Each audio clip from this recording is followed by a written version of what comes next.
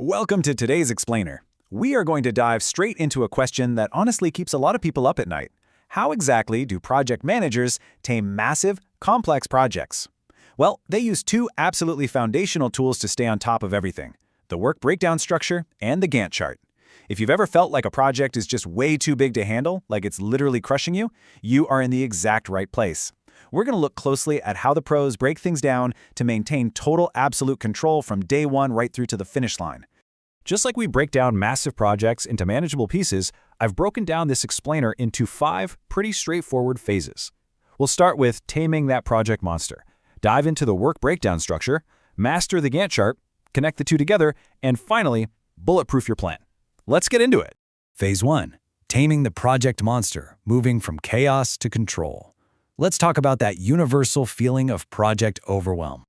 Okay, we have all been there, right? Staring at a massive, seemingly impossible project and feeling totally frozen. You just have no idea where to even begin. It's kind of like standing at the bottom of a huge mountain and thinking, there is absolutely no way I can just jump to the top. And, well, the truth is, you can't. Projects aren't just your repetitive day-to-day tasks. They are the actual vehicles of change in an organization. To execute them safely, on budget, and on time, project managers know you need a rock-solid, step-by-step system to keep a firm grip on reality.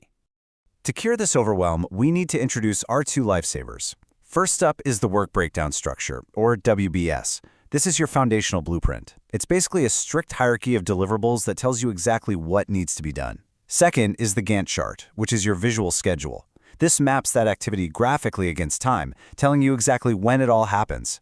These are the twin engines project managers use every single day to stay on top of all those crazy moving pieces. Moving on to Phase 2, the work breakdown structure, your foundation. Let's see how this is actually built from the ground up.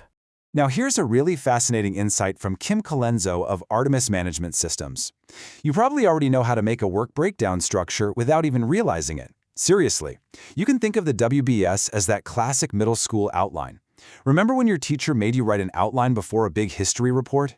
You'd start with a major topic, Roman numeral 1, and then branch down into specific capital letters, and then drill down even further to detailed subpoints with Arabic numbers. The WBS uses that exact same hierarchical tree logic to make giant scary tasks totally digestible. When you drop this into a real project environment, you can see exactly how this hierarchy gives managers so much control. It's logically decomposed, step by step. At the very top, level 1, you have a high-level phase, something broad, like a requirements phase. Drop down a level to level 2, and you have a generic WBS entry, like business objectives. Then, finally, you hit level 3, the activity. This is the lowest level where a tangible, real-world deliverable, like write draft objectives, is actually assigned to a specific person to execute and track on a daily basis. But here's the catch. To make this structure actually work as a daily management tool, rather than just a pretty wish list, there are strict rules. First off, activities must be bite-sized chunks taking between 1 to 10 working days. Crucially, and I can't stress this enough, you must assign each activity to a single individual to guarantee total accountability. If you break an item down, it's got to have at least 2 subcomponents. Also, try to aim for the 7 plus or minus 2 rule, which just means about 5 to 9 activities per WBS entry. And finally, always name activities with an active verb. Don't just say design specification, say create design specification. It leaves zero wiggle room for confusion about what is actually expected. So, what happens after you draft this whole structure? Well, you have to do what's called a bottom-up validation. You start at the very bottom and ask yourself, if I complete these specific activities, does it fully satisfy the WBS entry right above it? If the answer is yes, great. Then you move up a level. If I complete these WBS entries, does it totally finish the phase? Doing this step-by-step check is a game changer. It prevents scope creep, ensures no sneaky required work is missing, and allows the manager to know exactly what the deliverables are going to cost before the budget ever has a chance to blow out. It's also worth pointing out that you can structure this blueprint in 2 primary ways, depending on how your brain or your company likes to track progress. You can use a deliverable-based WBS where the very top level 1 entries are the tangible, physical things you committed to, like a design specification. Or you could use a lifecycle-based WBS where level 1 corresponds to the chronological phases of the project, like the design phase. Both of these methods work brilliantly. It just really depends on the specific nature of your project. All right, Phase 3. Mastering the Gantt chart. Let's see how all this hierarchical planning translates into an actual functional schedule. So, the Gantt chart. It has been stressing people out and, to be fair, completely saving their projects since an American mechanical engineer named Henry Gantt invented it way back around 1910. Think about that. Despite being well over a century old, it remains the absolute most enduring, popular way to map planned activity against time. It is literally the definitive visualization that project managers pull up every single morning to track their team's real-world progress against the original plan. Because a Gantt chart is essentially just a horizontal bar chart, it is incredibly intuitive. You can instantly see project phases at a glance. Every horizontal bar represents a specific task. The left edge of the bar, that's your start date. The right edge, your end date. And the length of the bar shows you the overall duration. In just a few seconds, a project manager can see exactly what's happening, who is doing it, and, crucially, whether the team is running ahead of schedule or falling dangerously behind. But we do have to be objective here. While the Gantt chart is brilliantly simple and visual, which makes it awesome for resource planning and showing progress to stakeholders, it definitely has its limitations. On its own, a basic bar chart doesn't natively show how tasks depend on one another.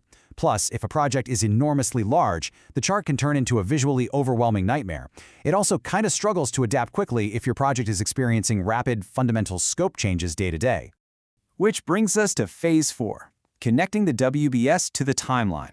This is the synergy phase, and it's absolutely crucial because neither of these tools works perfectly in isolation. As Kim Colenso explicitly points out, the WBS is the connecting point for absolutely everything. It has to exist first. Before you can even think about estimating costs, before you can hash out your schedule, and definitely before you can hold anyone accountable, you need that WBS tree structure. It acts as the unshakable anchor point that ensures your Gantt chart is actually grounded in reality rather than just being a bunch of optimistic guessing. So, how do we synthesize them? First, you take those 1 to 10 day bite-sized activities from the bottom level of your WBS. Second, you estimate the duration for every single one. Third, and this is how we address the Gantt chart's main weakness, you deliberately identify dependencies. You figure out exactly which tasks rely on others to finish before they can start, which helps you find your critical path. Finally, you assign your resources and plot these connected bars right onto your Gantt timeline. Boom! The scope of the work and the reality of time are now perfectly married for daily control. Let's move into our final phase, Phase 5. Bulletproofing your project plan with risk and milestones. This is how the masters protect their newly built schedules from inevitable, real-world disasters. What is truly fascinating here is how we can actually use math to handle risk.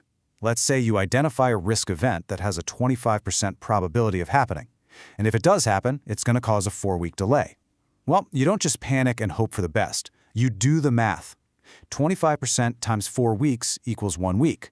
So you literally insert a 1-week contingency activity right into your WBS and directly onto your Gantt chart, linked immediately after the impacted task. You're proactively scheduling a buffer for uncertainty, meaning a nasty surprise doesn't completely derail your project. And finally, to keep morale high and stakeholders off your back, project managers pepper their timelines with milestones. Now, milestones are unique. They have 0 duration because they represent a specific point in time, a major mark of progress. And here is a fantastic pro tip for you. Always name them as past tense events. Don't write start acceptance test. Write acceptance test completed. It clearly communicates to everyone that a tangible outcome has been successfully achieved. It makes it incredibly easy to track real, undeniable wins. So, I want to leave you with this thought today. These tools aren't just for massive corporate initiatives. What if you took your biggest, most overwhelming personal goal right now and broke it down into a work breakdown structure today? What is the very first actionable, one-day activity you would map onto your Gantt chart for tomorrow? Start breaking it down, map it out, and watch the impossible become entirely achievable as you take daily control. Thanks for joining me on this explainer, and keep learning.